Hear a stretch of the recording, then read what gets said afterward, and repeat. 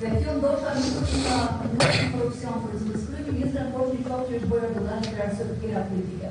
I bën sens si argument. Paratë e buxhetit shtetit nuk janë për çoka. Paratë e buxhetit shtetit janë qytetarëve të Republikës Shqipërisë dhe përdoren për të kryer investime në interes të qytetarëve të Republikës së Shqipërisë. Nuk mund të ketë gjeopolitik që justifikon korrupsionin.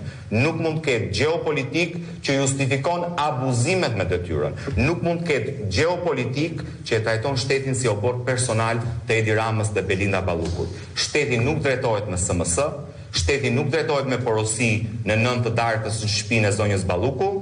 Shteti nuk drejtohet në mënyrë primitive, shteti drejtohet me rregulla, me ligje dhe me garë të barabartë. Antarësimi në BE na kërkon garë të barabartë. Pse duhet i bëjmë çok ne presidentit Turqisë dhe nuk duhet i bëjmë presidentit Shtetet Bashkuara të Amerikës, apo presidentit Francës, apo presidentit Italisë?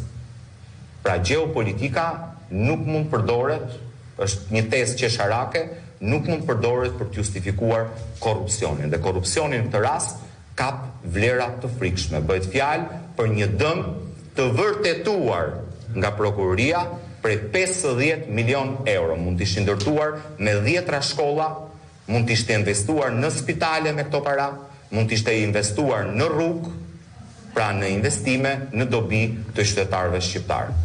Zotëri ju sapo thatë që para se të merrem në referendum me qeverisë, kryeministri ka instruuar njerëzit të drejtësisë, që duhet të faktë